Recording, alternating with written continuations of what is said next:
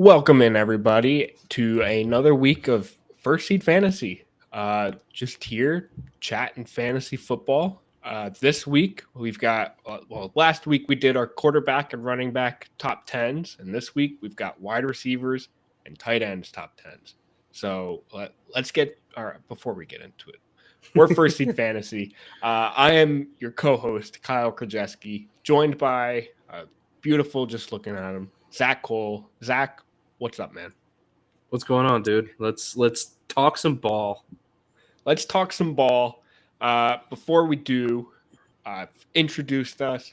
We are First Seed Fantasy.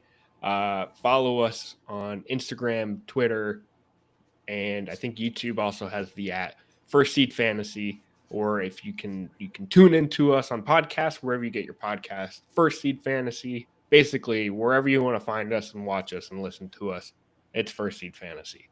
And maybe First Seed Sports on TikTok, but we don't do that too often, so don't get too excited. But let's get into it. Our top tens. Let's do it. Wide receivers, our average ranked 10th player is Garrett Wilson, wide receiver for the New York Jets. And Zach, we both have him ranked at 10. So this is a good agreement to have to kind of kick off this portion of the show. Garrett Wilson finished last year as the wide receiver 22, and that was with my uncle throwing him the football. This year we get good old grand spanking new Aaron Rodgers, who has been in the NFL forever. 2 years off of 2 NFL MVP campaigns, and here we are finding him in New York on the Jets, throwing to Garrett Wilson, a phenomenal wide receiver. And I'm sure everything I'm spewing is what you would agree with, but I think Garrett Wilson has the potential to be this top 10, a top 10 fantasy wide receiver. And here we are in June, kind of expecting that. But looking at the wide receiver ranks currently, again, it's June. I see him as a wide receiver 10, potentially wide receiver, like in the wide receiver 1 tier. And yeah, I like him. I like his potential. I mean, you hit the nail on the head. I think that his upside is really tied to Aaron Rodgers' arrival in New York. Yeah. There's no doubting that the talent was there last year. He was incredible with Mike White. He was incredible with Joe Flacco. He was okay with Zach Wilson, but who was anything more than okay with Zach Wilson? So it really, just to give him the stability at the quarterback position, I think that he is poised to just kind of go nuclear this year. He brought in some other talent around him. That was one of the big issues last year, was that it was just him out there. I mean, there were flashes of Corey Davis, flashes of Elijah Moore, but nothing ever consistent. And they brought in Lazard. They brought in, I believe, Mecole Hardman is there now. So there's some other talent around him to take the focus off of him, which I think really just opens the door. So I love Garrett Wilson. He's at 10 because the 9 above him are better. Like, that's not any knock on him. Yep. He could be higher on this list if the 9 ahead of him weren't just insane, crazy wide receivers. So I really like Garrett Wilson. One thing I don't love about him this year is I think his price tag's getting a little too high for my liking. I prefer him in the late second, middle to middle third, somewhere in there. But I mean, he's not going that late at this point anymore. So he's a little expensive for my taste, but I do love his opportunity this year, and clearly so do a lot of people. Yeah, I think to mention the downside is you're banking on new chemistry with him and Aaron Rodgers. It's one of those large assumptions that it's going to exist, but you never know. You're never 100% certain. And you're banking that Aaron Rodgers isn't just old and done. Yeah. You know, we last year could have been the beginning of the end for him, the beginning of the decline. You know, we're hoping that it wasn't, and it's just kind of that Aaron Rodgers ebb and flow that we see occasionally. You know, he's somewhere he wants to be now. He's got weapons, so let's hope for the best. Let's hope. Our wide receiver 9, same guy. We have them both ranked wide receiver 9.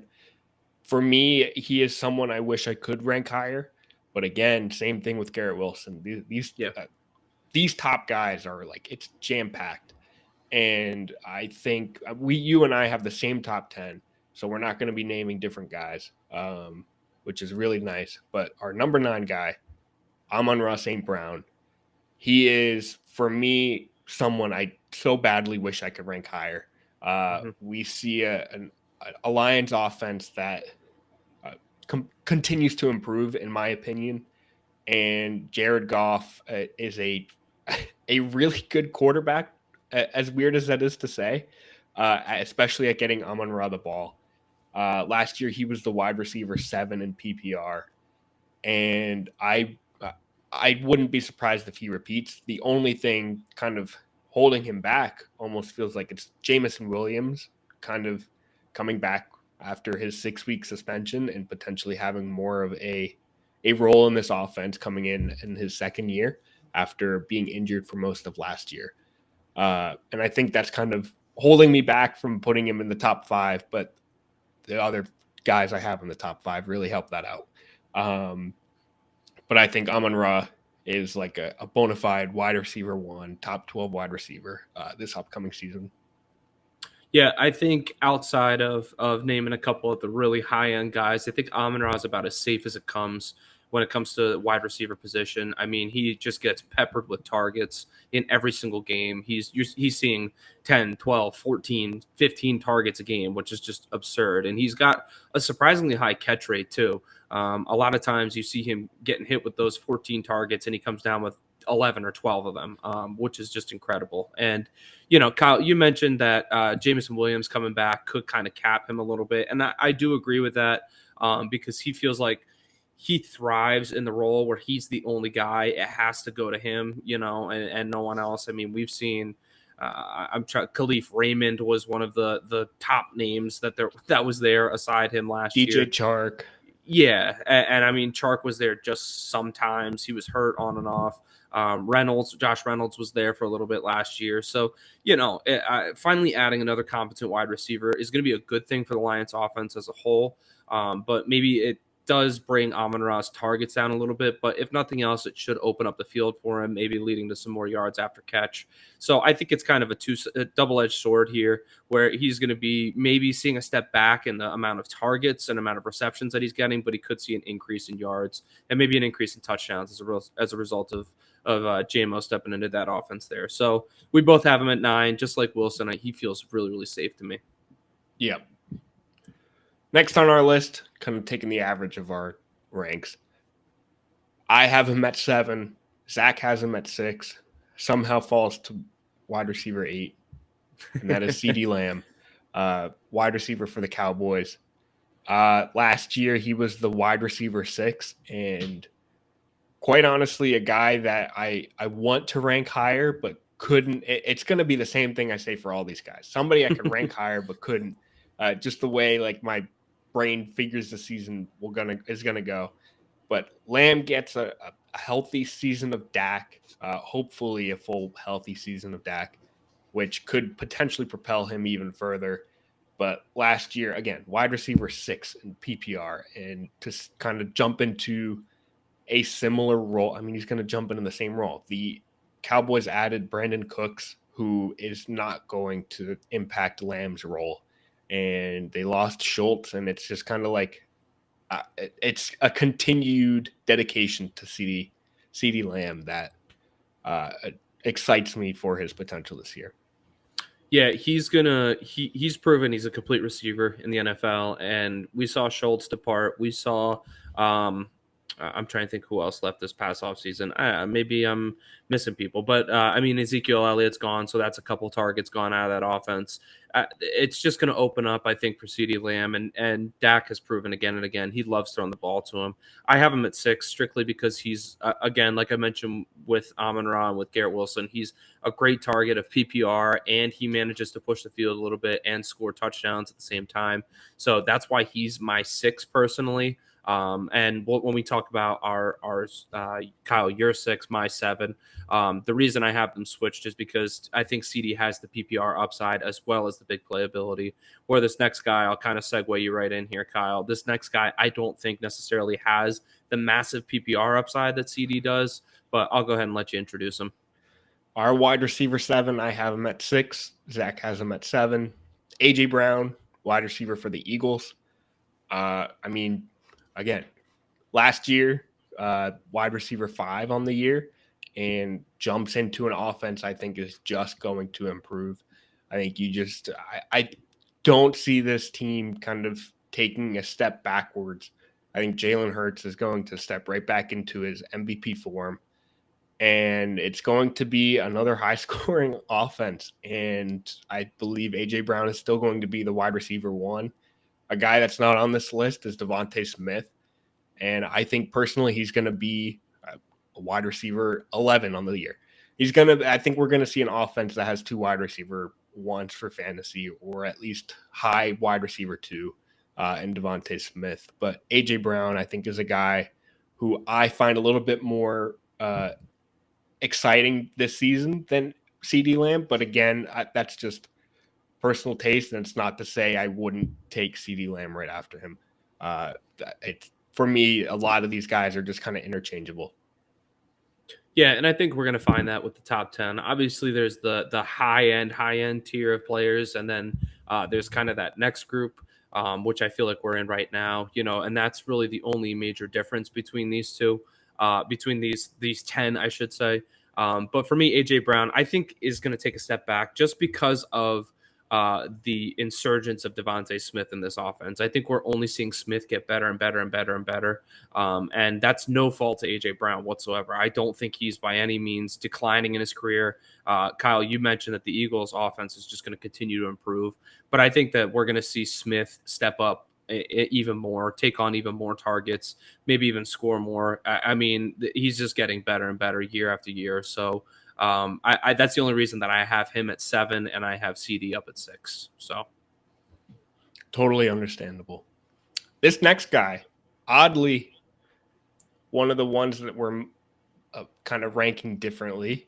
I have this wide receiver at wide receiver 8. You have him as 4. And that is wide receiver Devontae Adams for the Vegas Raiders. For me personally, it's, I guess, not to say the question mark at quarterback, but I feel like Jimmy Garoppolo and the question marks around him kind of have him sliding down in my top 10. I think he's a guaranteed wide receiver 1. It's just I prefer AJ Brown and CD Lamb over him currently. I'm sure I'm going to warm up to Devontae as the offseason goes on. But just currently seeing Garoppolo instead of Carr kind of being the guy has me preferring other guys instead.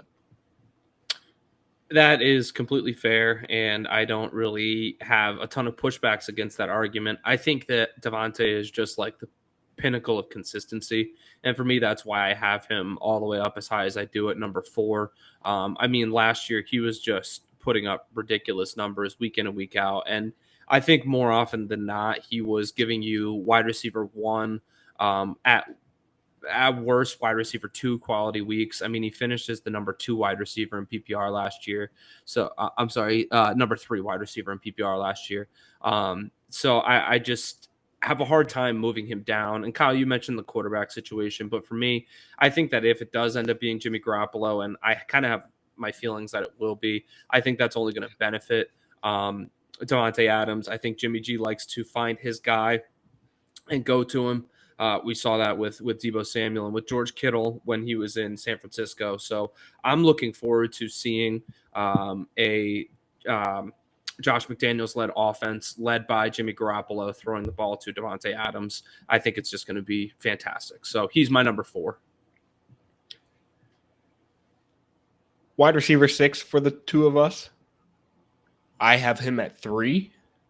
Zach has him at 8. And there are kind of some circumstances that have me questioning this. Wide receiver 5. Wide receiver 5. 5. 6 was Adams. You're right. Wide receiver 5, Stephon Diggs. Wide receiver for the Buffalo Bills. Currently not showing up to training camp or mini camp. But for me personally, I have him at 3. Last year in PPR, he finished as the wide receiver 4, and that was with a bunch of duds to the end of the season last year. And I think Diggs is kind of frustrated at his role in the offense that I think will kind of get fixed. I don't see this team kind of stepping away from Diggs. I think he means a lot to Josh Allen and to the Bills, so much so that I am willing to bet that he kind of falls in these top 5 wide receivers, as I have him as a wide receiver 3. He's a huge part of this offense, huge part of the Bills team that I think he's going to have his role, and it's going to continue being huge. So I have him at 3. Zach, you have him at 8.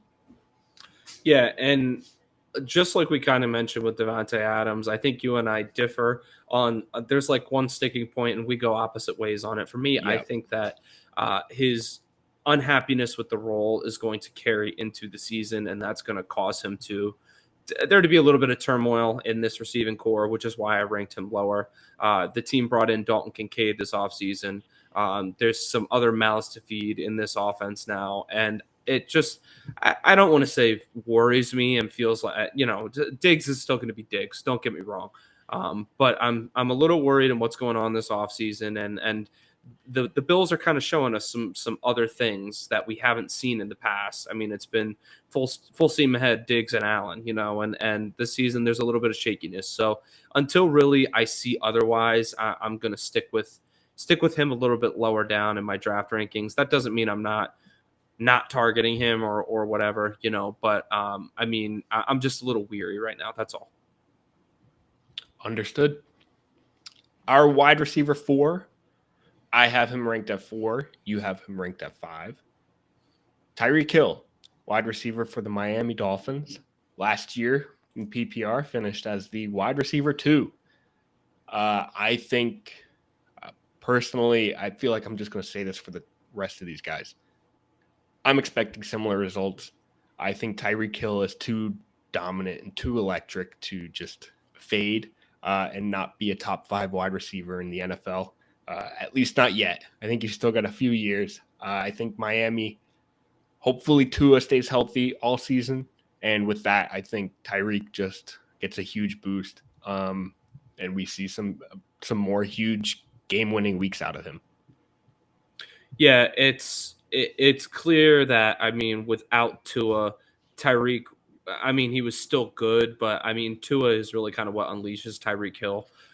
So if Tua can stay healthy all season, Jalen Waddle can stay healthy. Tyreek, he mentioned he wants to be the first 2,000-yard receiver, and if there's anyone in the NFL that can do it, I think it's this guy. I mean, burns defenses constantly. You can do what you want to try to stop him, but I mean, he's just always open. So I love Tyreek Hill. We're repeating ourselves, but I have him at number 5 strictly because the 4 ahead of him are just are incredible, and that's that. Yep. Our wide receiver 3, I have him ranked at 5, and that's just purely because I like the other guys. You have him at 2, and that is wide receiver Cooper Kupp. Prior to his injury, so he got hurt in week 10. So consider week 1 through 9. He was the wide receiver 1 on a point per game basis. And I think the wide receiver 2 behind Tyreek Hill. He's a monster and just a reception god. I think he returns to form. I truly do. I think Matthew Stafford truly relies on him too much. I mean, we saw the Rams just not be good last year, and I think Kupp was a huge part of that. So I think it's just the reliance on Kupp returns. I think we see Stafford be a little bit better, and I think Kupp just is going to be right back to where he was 2 years ago. I just, again, preferred the 4 ahead of him, so I put him at 5, but that's not to say I can't see him finishing wide receiver 1. Yeah, there's a reason that I have him at 2, and it's simply because he's finished with the second most receptions in a season ever in 2021. He's only a season removed from that. He's electric when he gets the ball in his hands. He makes things happen. He's surprisingly elusive. and he has a knack to find the end zone. And all of those things combined with Stafford coming back and being healthy again just really kind of adds it all up to be my receiver too. When we talk about our number one, obviously he's far and away the best to me, but Cup can easily be number two. So I feel pretty passionately about putting Cup at number two, and personally, I would draft him accordingly in any of my drafts that I obviously would have a high enough pick in. But yeah, I love Cooper Cup, and he is my number two wide receiver. That brings us to our wide receiver 2. I have him at 2. You have him at 3. Again, I think it's just based on based on preference, but that's not to say I think they could easily be wide receiver 1s. Wide receiver 2, Jamar Chase, wide receiver for the Cincinnati Bengals. He finished last year a little bit lower, but he had a few games missing. Last year, he was the wide receiver 15, but that is with 5 games not played. So, I mean, you add those 5 games, I think he is right there back at the top on a per game basis. He was wide receiver 5. And that's not to say he takes another huge step forward this year. Him and Joe Burrow just have a huge, huge relationship. And again, I have him at 2. I could easily see him being wide receiver 1. I think it's just our wide receiver 1 is the wide receiver 1. Yeah, I think Cup, Chase, and our number 1, he's still unnamed, are all just incredible. And I think that the only thing that pushes Chase down below Cup for me is the presence of T. Higgins. I think that Cup and our number 1 are both more bona fide locks for targets week in and week out. And for me, that's just kind of what's giving them the edge right now. That's why I have Chase at 3. But I mean, Chase can go for 3 touchdowns and 10 catches and 250 yards in any given game. So he's incredible. But our number 1, Kyle, is consensus between the both of us. So go ahead, no further ado. I'm sure everyone knows who it is. Wide receiver Justin Jefferson, looking like the 101 on all draft boards, and deservedly so. It's a wide receiver year, it seems, and that wide receiver 1 is Justin Jefferson, and an offense that no longer has Adam Thielen, and he could have like a 40% target share in this offense, but I'm thinking closer to 30, and just a dominant season coming up. Yeah, don't overthink it. He's far and away, I think, the best receiver in the NFL. And I mean, he proved it last year. Let's see him prove it again this year. On the tight ends, I'm going to start. We have 2 guys outside of our 10 that we both have ranked in our top 10. So I'm just going to name them. But you have Chego Okonkwo as your tight end 10. And then it averages out to be our tight end 11 is Pat Freiermuth out of Pittsburgh. So then that brings us into our top 10. David Njoku. You have him unranked, but I have him at 9, so he brings him into the top 10.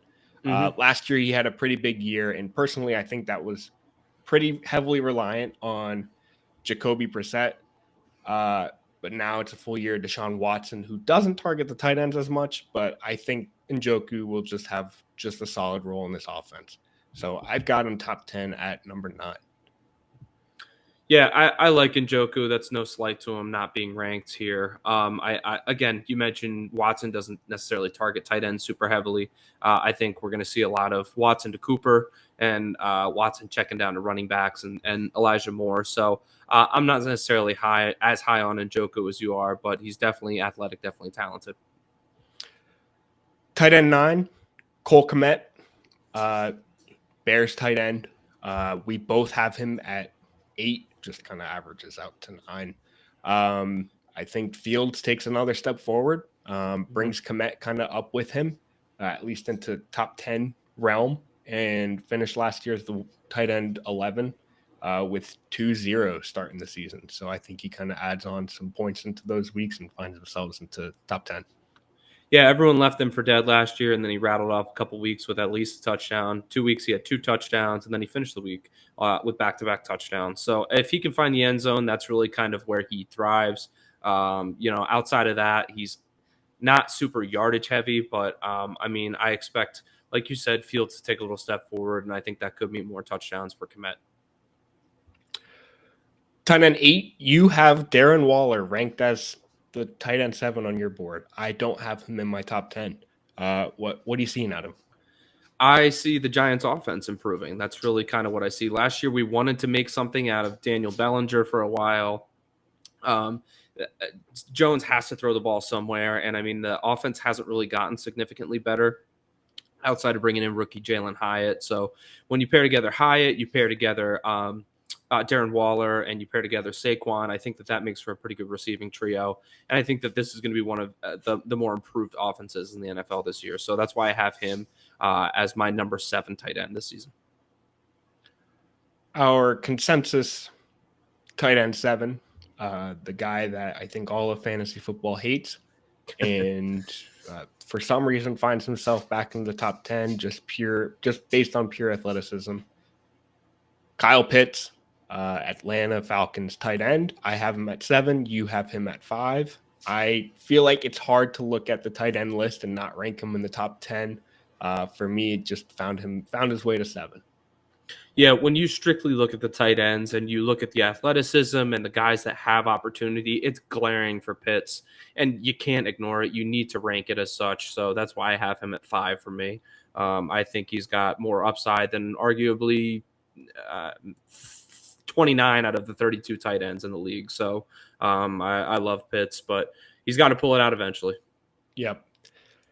Our wide receiver 6, I have him at 6. You don't have him. Tight end 6. I have him at 6. You do not have him ranked in your top 10, and that is Evan Engram of the Jacksonville Jaguars. I personally think that the Jaguars offense takes another huge leap forward, and Engram finds his way up there. Last year finishing as the tight end 5, and I just think he turns it up a notch.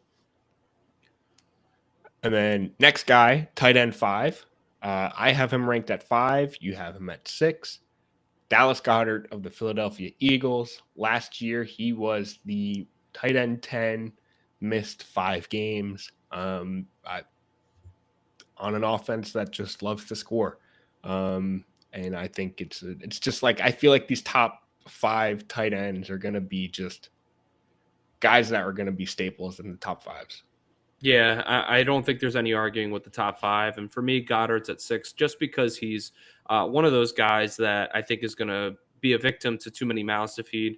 That's a great thing for Philadelphia as a whole. And if you want to take that hole, take Jalen Hurts because he's going to be distributing the ball all over the place. So I like Goddard, and I think if we get a full season out of him, he could finish up as high as potentially 3. Next, I feel like these next 2 guys, I'm going to flip-flop back and forth all offseason. But tight end 4 for us, I have him at 4. You have him at 3. TJ Hawkinson of the Minnesota Vikings. Finished last year as the tight end 2, and it's almost as if joining the Vikings really upped a notch for his style of play or for his game overall. And, I mean, I think it continues. He's going to have a huge role in this offense. I just have a hard time ranking him behind these top 3 guys, but you loved it. So TJ Hawkinson. Yeah, I think Hawkinson's great. I think he kind of got unlocked moving to Minnesota, like you mentioned, Kyle. Clearly, Kirk Cousins likes to throw the ball around, and Hawkinson was a favorite target of his down the stretch there. Tight end 3, good old George Kittle. Last year, finished the season as the tight end 4. I personally have him at 3, and he basically missed 2 games last year, still finished as 4. So I personally have him at 3. You have him at 4. And then Mark Andrews at 2 for the 2 of us. We both have him at 2. I feel like we both – it's like these number 1 is clear-cut number 1. Probably the easiest choice we have in all of rankings. But we both have Andrews at 2 just because he is the wide receiver 1 in the – and I meant to say wide receiver there. The wide receiver 1 in the Baltimore offense. Lamar Jackson loves throwing in the ball. So you see Andrews as basically a guaranteed top 3 tight end. And then number 1, good old fashioned guaranteed tight end 1, Travis Kelce. I think it's been the past 5 years he's been the tight end 1, and I don't see it being any different. So much so that he is a mid-first round pick this year in drafts, and that is just incredible. And just because you have such a dominant player on your roster every given week. Yeah, he's about as much of a lock as it gets to be. And one thing I just want to mention, Kyle, as we wrap up our tight end rankings here, is that we didn't mention it in this episode at all, but I'm sure when we go through projections, some of these guys will move, and as we go through the offseason process and the hype trains, we'll see some of these guys rearranged too. But for right now, these are our top 10s for receivers and tight ends. Yep, top 10s for tight ends, wide receivers, and this is it's a mid to late June look at them. These are going to vary very differently by the end of the summer, but that was just a quick mini look at them. Absolutely. All right, Zach. Our top 10s, another good week of fantasy football chatter in the books. Yep. Next week, I don't know what's on the docket next week. We're talking more fantasy football next week. We'll figure it out when we get there. Either way, we are First Seed Fantasy. Thank you for tuning in. If you are listening to us, find us on YouTube at First Seed Fantasy. And if you are watching us on YouTube, find us on any podcast platform you'd like, and you can just listen to our beautiful voices, First Seed Fantasy. Basically, search First Seed Fantasy, you'll find us, and we're here to help you out and basically claim the first seed in your fantasy leagues. Absolutely. So, thanks again for tuning in. Zach, I'll see you next week. We'll see you in the next one.